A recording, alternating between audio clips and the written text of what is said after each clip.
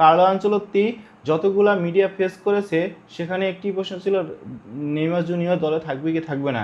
তিনি বারবারই বলেছেন যে হচ্ছে 100% ফিট, 100% ফিট থাকতে হবে।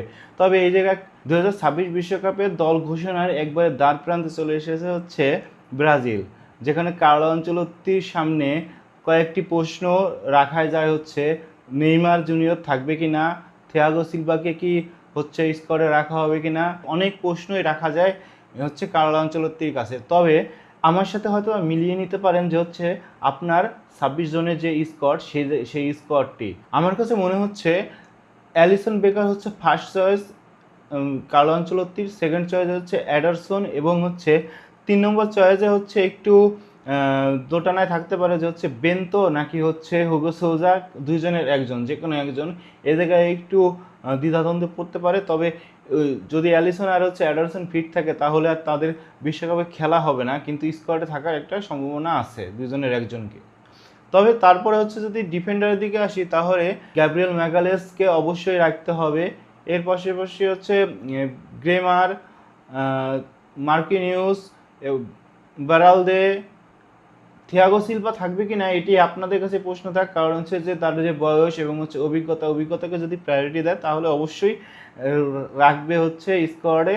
তবে এটি থাকুক আপনাদের কাছে যে হচ্ছে কি থাকবে থাকবে না আপনি জানাতে পারেন।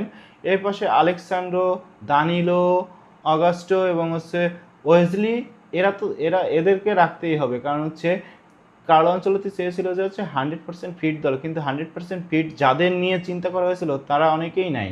যদি না আসার গল্পে আসি তাহলে হচ্ছে এডার মিলিতাও ইঞ্জুরিতে ছিটকে গেছে, রদ্রিগো ছুটে গেছে, এস্তেভাও নেই, যে ব্রাজিলের যে স্কোয়াড এই স্কোয়াডে থাকার সম্ভাবনা নেই কারণ ইঞ্জুরিতে পড়ে গেছে।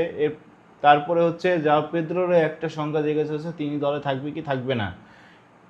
এর পাশাপাশি মিডফিল্ডে যদি আসি তাহলে ফ্যাবিনহো, পাকেতা, ক্যাসিমিরো, বুনো গ্যামারেস, এদেরকে আপনার রাখতেই হবে। এছাড়াও ফেরেরা থাকতে পারে। তো এখানে মিডফিল্ডে কন্ট্রোলে যদি মেইন যে 11 জন খেলবে তাদের মধ্যে যদি দেখি তাহলে হচ্ছে ক্যাসিমিরো, বুনো গেমারেস এরা দুজন খেলতেছে।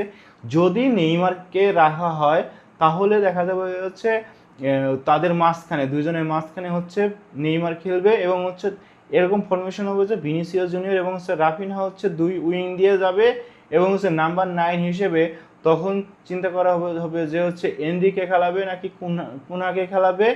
এটি তো ম্যাচ বাই ম্যাচ বলে দেওয়া যাবে। তবে হচ্ছে যে যদি ফরওয়ার্ড লাইনে যাই